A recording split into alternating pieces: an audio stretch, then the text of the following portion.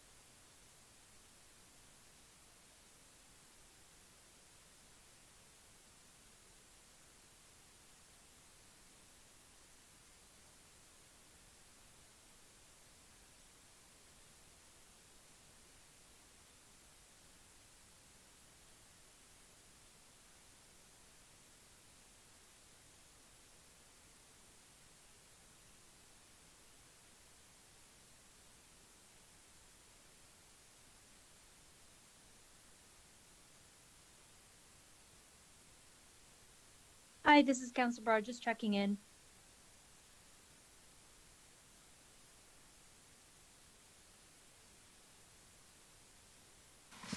We can hear you. Perfect, thank you.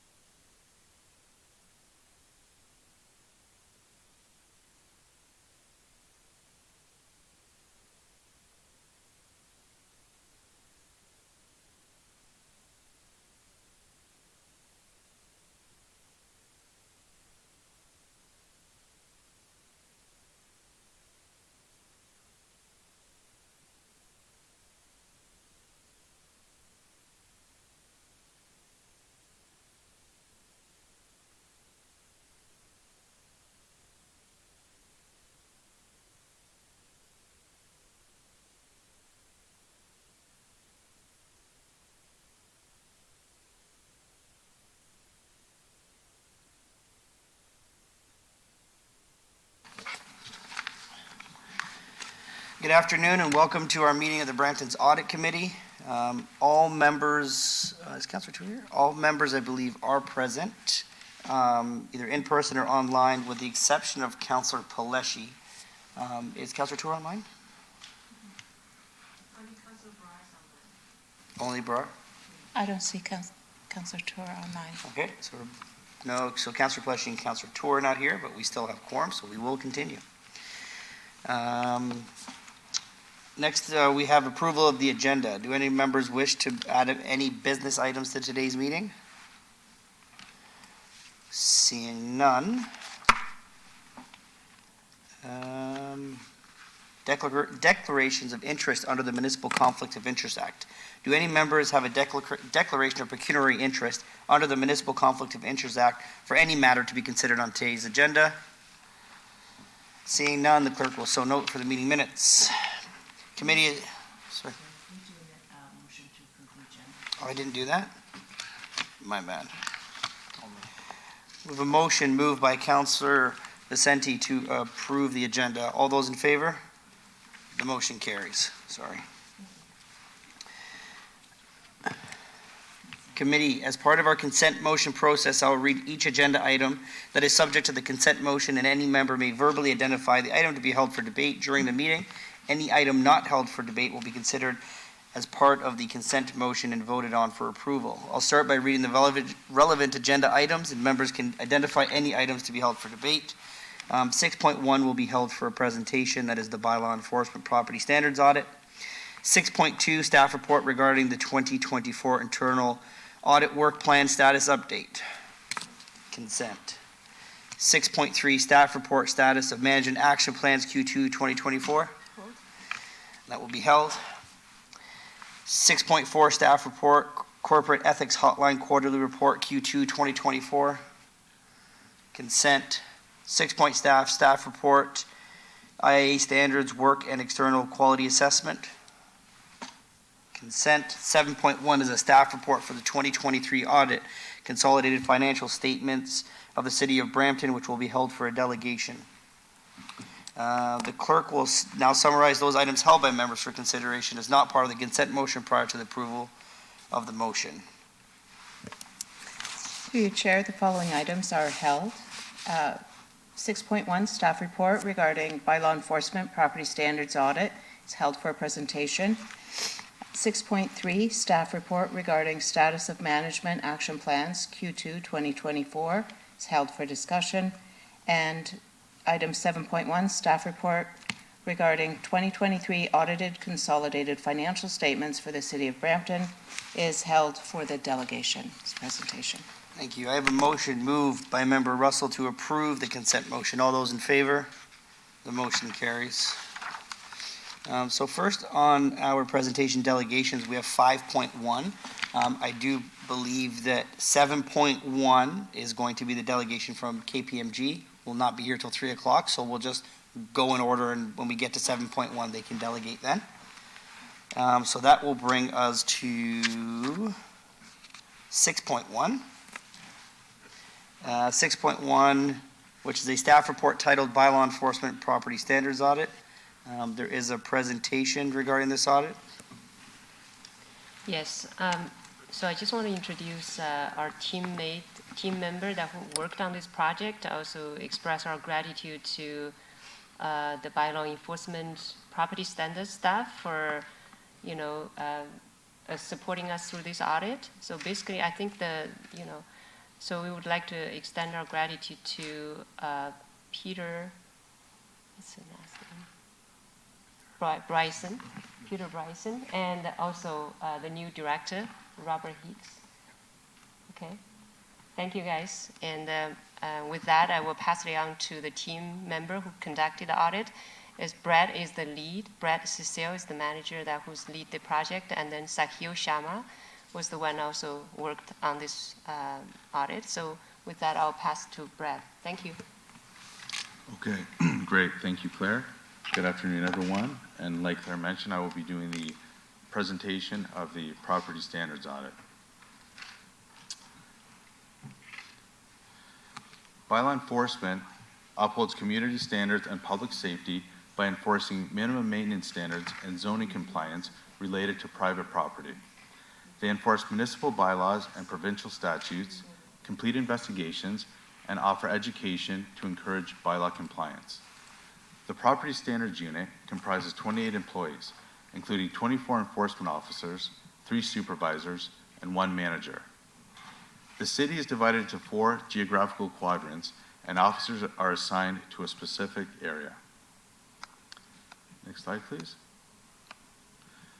The main bylaws enforced by property standards are the minimum maintenance bylaw, also known as the property standards bylaw, second unit registration, vital services, grass and weeds, refuse and dumping, and zoning. The bylaw enforcement audit was part of the approved 2024 audit plan. The last bylaw enforcement audit was completed in 2017 and focused on parking enforcement.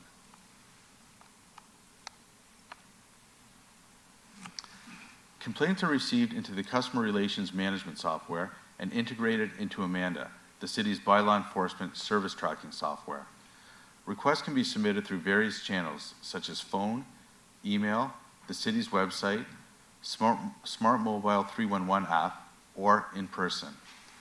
Complaints are assigned to officers based on the address of the complaint property. Officers can view their service requests in the task list section of Amanda. Audit objectives and scope.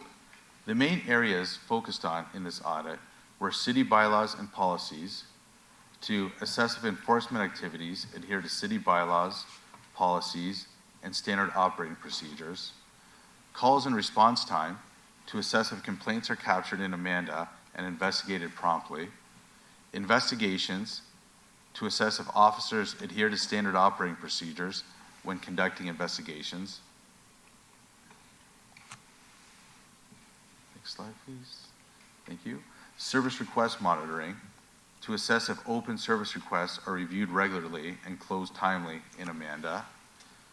Cost recovery for property cleanup, to assess if contractor invoices for property cleanup are approved and charged back to the property owner, and fines and prosecutions, to assess if correct penalty amounts are issued based on the updated user fee bylaw, and complete information is provided for property standards prosecutions.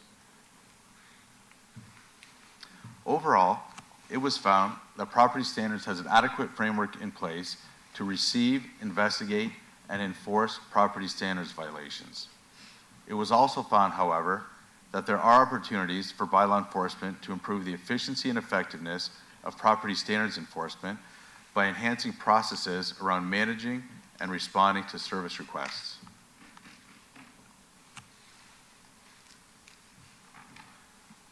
Finding number 1, service requests added onto existing requests are not being actioned.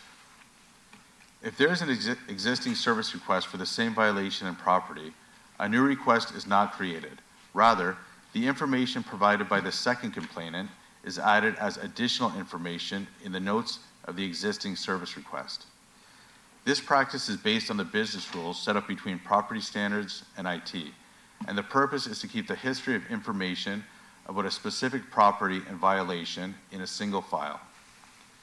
We randomly sampled 50 add-on requests from the audit period and found that none have been actioned by officers. These add-on requests are significantly less visible compared to new service requests.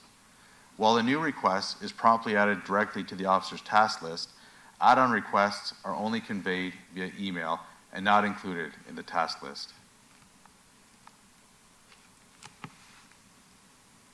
Impact: not having an effective process in place to distinguish and manage add-on service requests results in officers missing these complaints. This results in add-on requests not being addressed and an increased volume of follow-up calls from residents. It should be noted that complaints added on to existing requests account for approximately 10% of total complaints.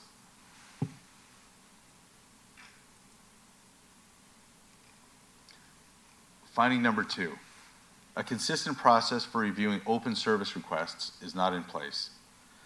The city currently doesn't have a consistent process for reviewing dated open service requests. The timing and extent of reviews depends on individual officer preferences, and in many cases, older open requests are not reviewed regularly to ensure that necessary action has been taken and the open status is correct. We also noted that open basement apartment service requests are not periodically reconciled with building permit data to identify what properties have been granted permits and can be closed. Over 1,400 service requests for driveway widenings are also still open. The enforcement of illegal driveways was temporarily suspended during COVID, and currently, staff are waiting for the completion of the ward-specific zoning review before determining how they will address these old open requests. Also, the process for following up on service requests assigned to summer students after their departure is not being performed consistently. Impact: an inconsistent process to review dated open service requests can result in missed requests not being detected. Leaving dated and unactionable service requests open can overstate the volume of future work and increases the difficulty of planning future enforcement activities. Finding number 3, officers on extended leave still receive service requests.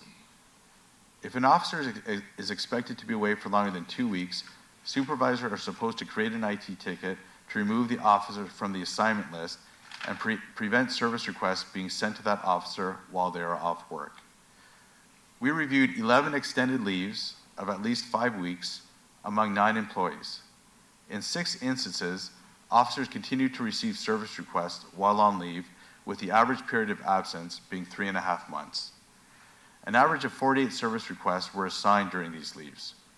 Requests remained unactioned until the officer's return, causing delays. The impact: continuing to assign service requests to officers on leave results in significant delays in responding to these requests.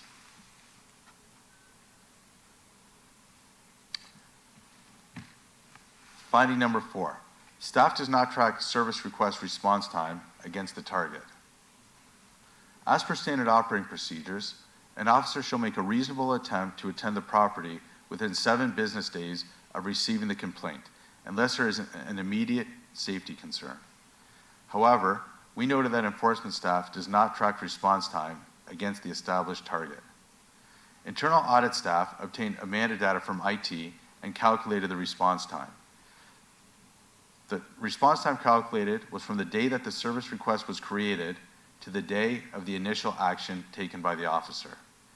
Within the audit period, we noted for exterior offenses, 61% of service requests are responded to within 7 days, and 91% are responded to within 30 days.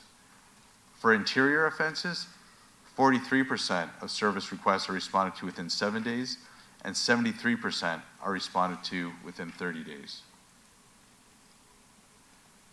The impact: without a process to track response time, management cannot measure and assess delays, identify root causes of delayed responses, or take corrective action to address operational challenges.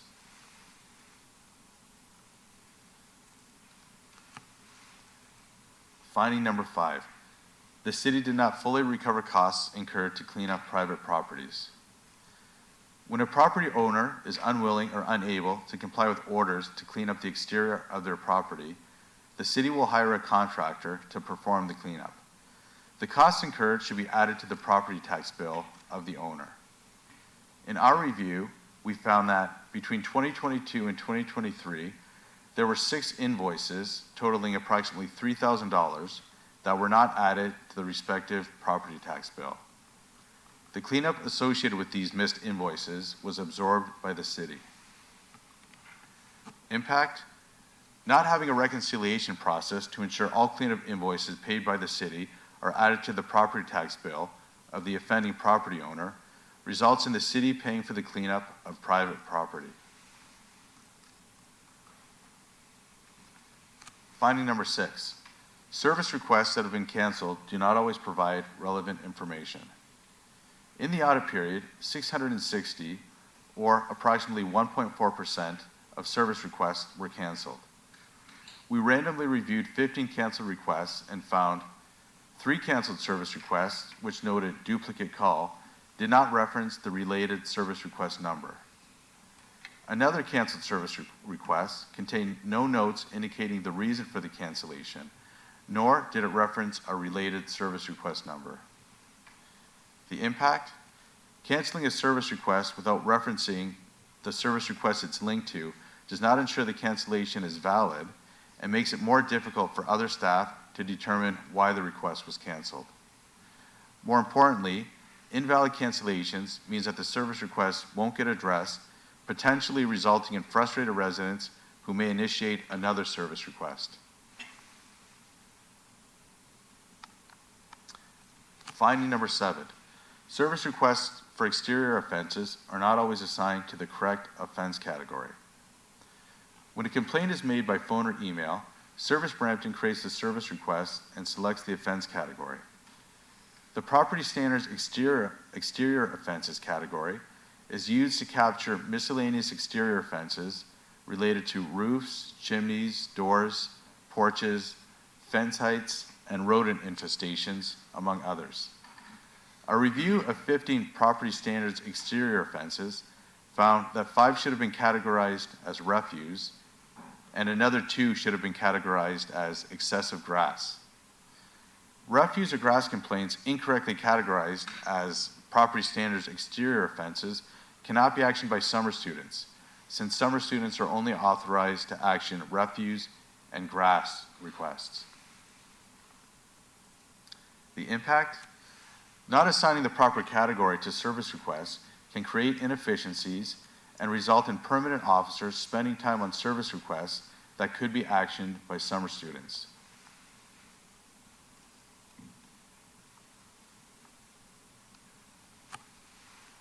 And finally, how will our recommendations benefit the city? Acting on the recommendations outlined in this report will help the city to strengthen property standards enforcement processes and improve service delivery to residents. And that concludes the presentation. Thank you. Thank you so much. Really do appreciate the work that goes into all these audits. It gives us a lot of good detail. And before I pass it along to any members that have any questions or comments regarding this, I just want to say to Rob and your team, we know that you're new here, last 4 months, I believe, and doing some incredible work with your team to get caught up on all these things that have been prior to your time, and this is no exception. We do know that we are looking heavily to bylaw, and I'll say it every time, you do a job that not many of us want to do. We send you out to get the best results for the community while you get yelled and screamed at just trying to do your job. So we do definitely appreciate it. Obviously, we have some findings that we're going to ask questions about. And I'm sure with the announcement that we just made, with all of the new officers and all the new things that are going on within your department, that you're going to have answers to these either right away or in the coming future. So I will pass it along to the members here because I do see some questions on the board. So with that being said, Member Russell, you have the floor. Through you, Chair. First of all, as a citizen member, I want to echo Councillor Keenan's comments. I do appreciate what this department does, certainly for our city. And I will say, I know the focus of the audit was obviously on areas of improvement because that's naturally what we're looking for. But I do want to acknowledge that I think that the closure rate, which is kind of in those numbers, is actually fairly good at roughly 93%. So I just wanted to acknowledge that from the get-go. But I do have a couple of questions with respect to the report. So one of them was really, I think on one of the first charts you showed there, Brad, which was the complaints over the 3-year period. And I just noted that phone and email complaints seem to have dropped year over year, but I don't see a corresponding uptick in any of the other areas of complaints. So I just wondered if there was a known reason for kind of the drop in overall complaints received, because it went from 28,000 down to 20,000, or if it just tends to fluctuate year on year as kind of a natural thing that we see. And I don't know who can answer that, if anyone. Through the chair, from our review, there wasn't anything we noticed in particular that might cause that. A business unit might be able to answer that better. We know that it does fluctuate, but to that degree, I'm not sure. Yeah, I was curious if there was like a system issue with receiving complaints or anything like that that we know of. Right. No? I don't know the exact reason for that, no. Through you, Chair. Thank you for the question. We're in the process of digging into that. I don't really have a fulsome answer for you, other than we are doing a complete review of the systems, so that we need to know that as well. And so we're looking into that. Understood. There was a comment as well on page 10 of the report that talked about the fact that I think when there are updates or add-ons to a complaint, they're not really seen because it would require the officers to review every email. So I wanted to understand a little bit about what the constraints are around the officers being able to review their emails. I guess I can start and maybe shed a little light on that particular issue. So right now, if there's a service request that comes in and it's new, so in other words, it's a new property for a new offense category, it will be added to the officer's task list. Whereas if there is an existing complaint for 123 Main Street for grass, and a complaint comes in, that resident or that complainant will be given a kind of a unique COBE number, but there won't be a new service request file created. That it will just be a note added onto the existing request. So the officers, they look at their task list in determining what's open and what they have to action. If it's just a note that is added onto an existing request, there is an email that they get, but that is not nearly as transparent. And from, talking to staff, some of them look at those emails and some of them don't. So, I mean, the only way you would really know if a call came in and was added to a previous existing request is if every day, I mean, if you got 10 calls, but you looked in your email and there was 11, then you could say, okay, I got 10 calls added to my task list, but I got 11 emails. And you would I guess you would reconcile each one of them and say, okay, one of these must have been added to an existing request. That's the only way you could do it now, based on the current kind of setup, and that's not being done. So that's, I guess, kind of the next step is to work with IT and formulate a report that specifically distinguishes these add-on requests so that they can be addressed promptly. Okay, so it doesn't sound particularly user-friendly to enable kind of prompt action, is what I'm hearing, yeah? Definitely, limitations on the system, yes. Okay. Another one of your findings was related to activities assigned to summer students, which is largely, I think, grass cutting, debris clearing, those kind of things. And I think one of the questions I had on that was, I was a little surprised there'd be any open kind of by the end of the summer, since we want to keep these summer students gainfully employed. So I was wondering if it was a performance concern or if it was more administrative, like they just weren't kind of cognizant of the process to really close those items when they'd completed them. Right, so very good question. Definitely a combination of the two. In speaking to staff, it sounds more like it's on the administrative side, so more of a kind of, for lack of a better term, a house cleaning matter, being able to kind of go through these and confirm that they have been actioned and closing them off. Having said that, that is the challenge with an open request, is you don't know if it's actually been actioned and can be closed, or if it was actioned but they just forgot to close it. So, and again, with regards to the summer student request, I mean, you can look and see that there's only the 3% that are open, so 97% have been actioned and closed. But just in terms of kind of establishing that periodic process where we do go and review these old open requests and make sure that there's a smooth handoff between the students when they leave in September and the permanent staff. You can see that there's 109 for refuse and 2 for grass. That was as of April this year. So again, as a percentage, 97% overall being complete. Yeah. But once you go over a few days, let alone months, anything grass or refuse would likely to have been, should have been dealt with. So. Okay. Yep. Just 2 more questions through you, Chair.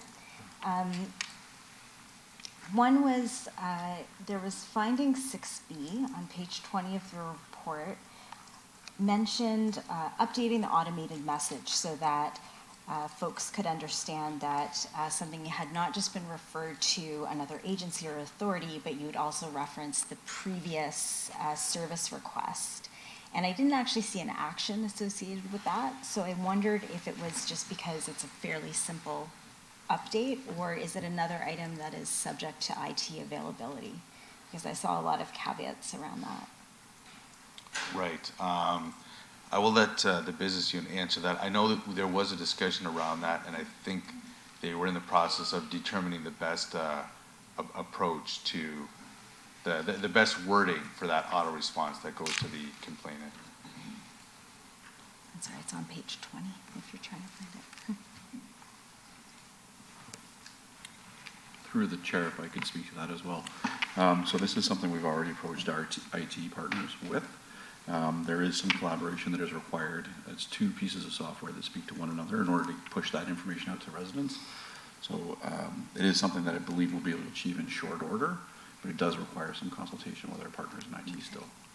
And kind of a follow-on question to that, as I mentioned, I noticed there were a lot of those caveats that said subject to IT availability. I guess I wanted to understand a little bit about what kind of timelines that looks like, and if it's a fairly long timeline, because I know I know in my place of business, IT is very popular, so there's a long waiting list. So I assume it's the same here. So if it is a longer time frame, are there interim measures you're looking to implement, maybe in a more manual way, to kind of bridge that gap? Through the chair, certainly there are. I think the timing, we were thinking was 2 months, was it not, thereabouts? But notwithstanding that, this falls under communication to the citizens about their requests. So we are improving that communications loop, and we've struck several enforcement and service delivery committees to address that. Thank you. And that's all for my questions. Thank you. Councillor Vicente. Thank you very much, Chair. So through you, Chair, to audit staff. So in the report, you have some recommendations that you're looking for staff to follow through on what improvements that they could come back with to improve these processes within the bylaw.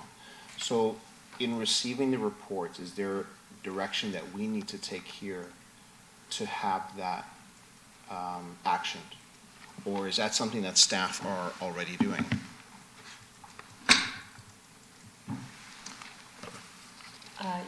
Councillor Vicente, through the chair, Councillor Vicente, when we presented those findings to our staff, we received their management action plans, and they, I didn't see there's any particular areas they're unwilling to address, or so I think.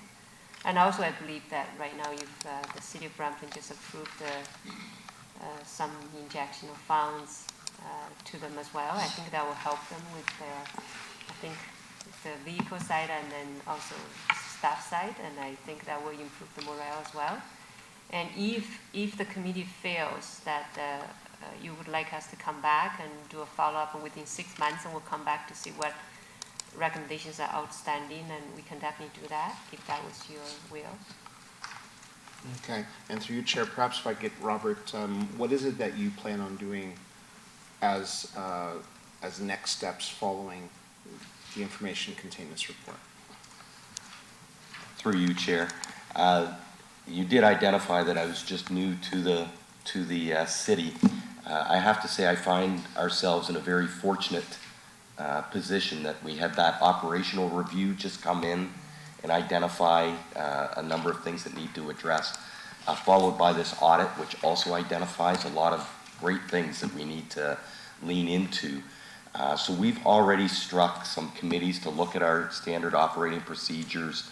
All of these things will be addressed through our phase of continuous improvement that we've already launched. And like I say, I just find ourselves to be very fortunate to be given this information so that we can actually focus our actions on some very tangible benefits. Okay, thank you. And through you, Chair, would it be, in order to make sure that we are taking appropriate steps as this committee, I've just sent a quick little motion to the clerks that perhaps we can incorporate into the recommendations that are part of this report as recommendation 2. And if the clerk could just put that up on the screen for us. I know I just sent it just now, but perhaps we could do that and move forward.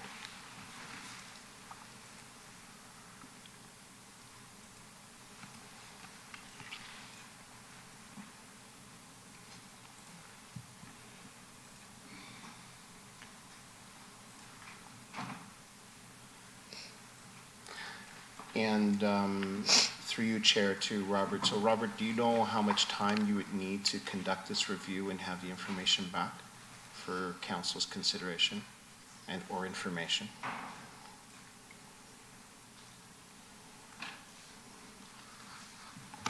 Through you, Chair. The larger review that we're undertaking is set to report in Q4 of this year. So we could certainly roll it into that update if that's acceptable. Okay, so then we'll go with that and respect your timeline so that you have the appropriate time to do all of the work, including this. That'd be wonderful. I have no further questions, Mr. Chair. Thank you. Thanks again, everybody. So we have a motion moved by Councillor Vincente to have a report back at the same time. So this motion is to receive the report with the added recommendation. All those in favor? The motion carries. Where does that bring us to now?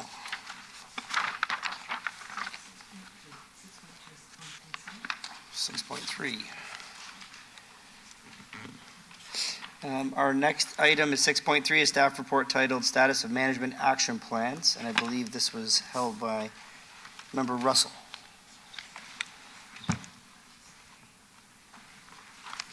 Through you, Chair, I just had a couple of questions on the status update. My first question was on kind of the first page of Appendix 2 of the report, and it was the HR benefits audit. The original target completion date was Q4 of 2019, and I think we've got an updated target completion of the end of this quarter. I was just curious as to what sort of constraints the department was up against in terms of why it's taken this long. Because I think this was to update the standard operating procedures. I don't know. Through the chair, I just wanted to mention to citizen member Russell, the voice is a little soft. Oh, it's a little bit hard to hear. My apologies. Okay. My apologies. I'll shout, and that'll probably sound normal to everyone. Thank you. All Start right. yelling.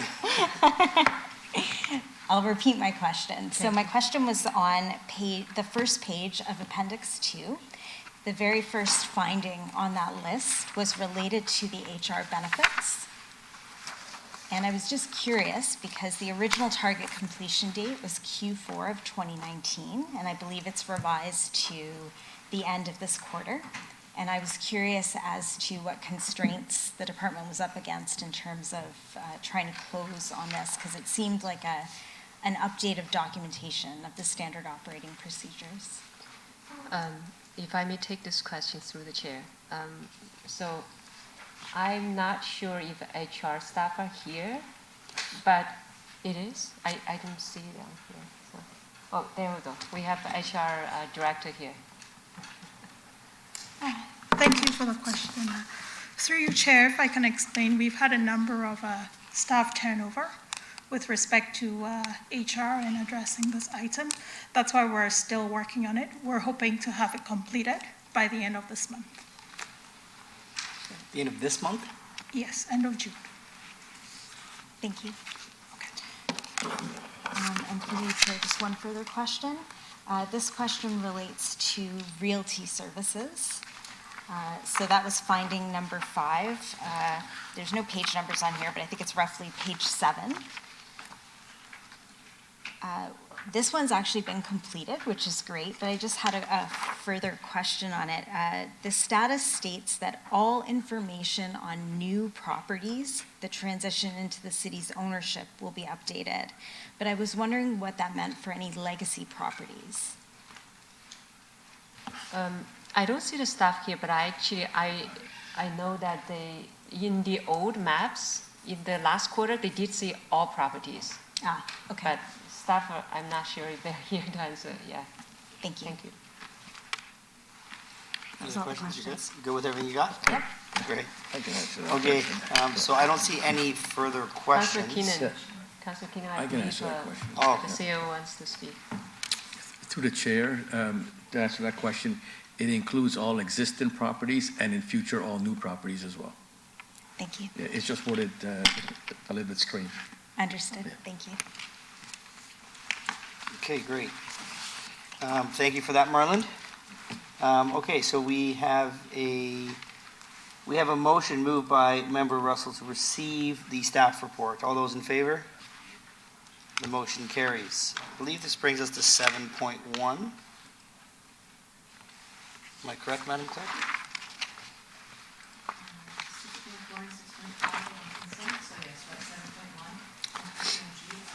KPMG is online, okay. So we're at 7.1, which is the 2023 audited consolidated financial statements for the city of Brampton. And we do have a delegation from KPMG, so we can go there. Is it, sorry, I didn't see who it is. Is it Maria? Who do we have from KPMG? It is Maria? Okay. Good afternoon, Maria. Good afternoon. Are we good to go with the presentation? Absolutely. Okay, thank you very much, and through the chair. For those of you who don't know me, I'm Maria Kushnood, and I'm an audit partner in KPMG's private enterprise practice here. I'm here today to present to you our audit findings for the audit of the City of Brampton's financial statements, consolidated financial statements for the year ended December 31st, 23. In the interest of time, I'll take this report as read and only highlight some of the key aspects of our report. And there are some new items this year, so I will focus on those new items. I'll start on page 4, which is our audit highlights page. These audit highlights provide a good summary here. So in terms of the status of the audit, at this stage, we've completed all our required audit procedures, and any outstanding items pending at this time are standard items that are required to be completed upon approval of the financial statements by the council. There were no significant changes from the audit plan that needs to be communicated to you today. Our materiality was set at 21 million. It stayed at that level for the purposes of our audit.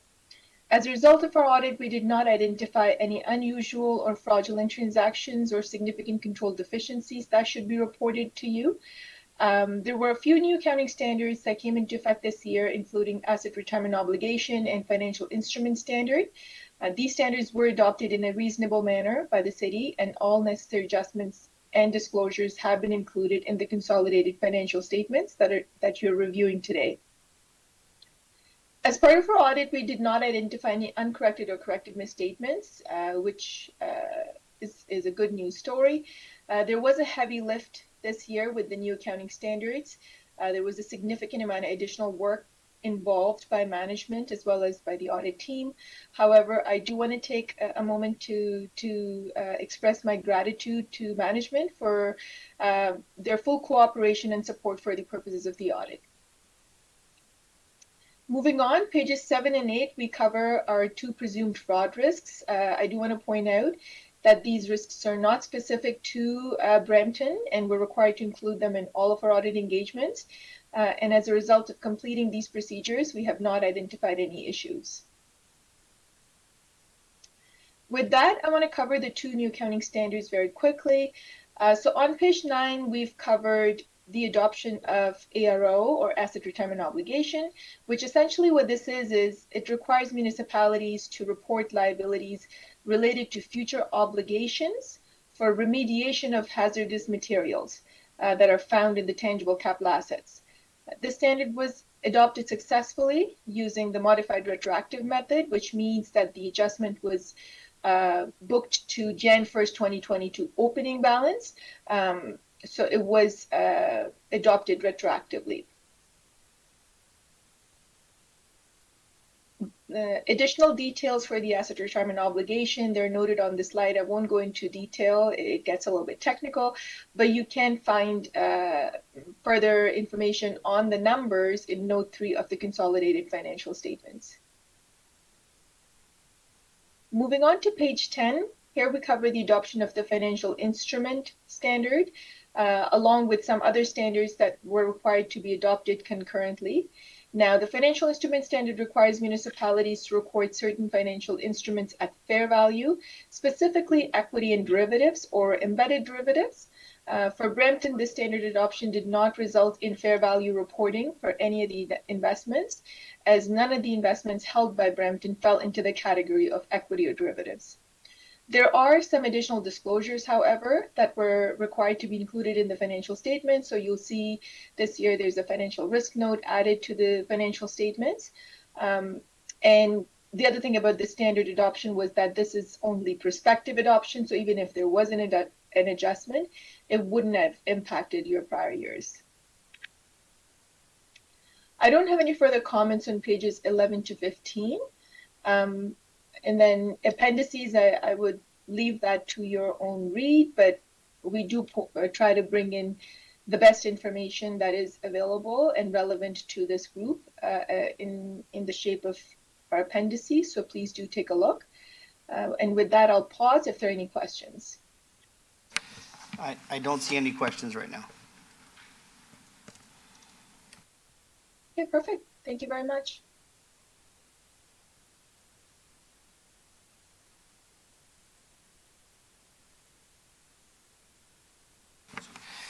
Okay, well, thank you so much for that.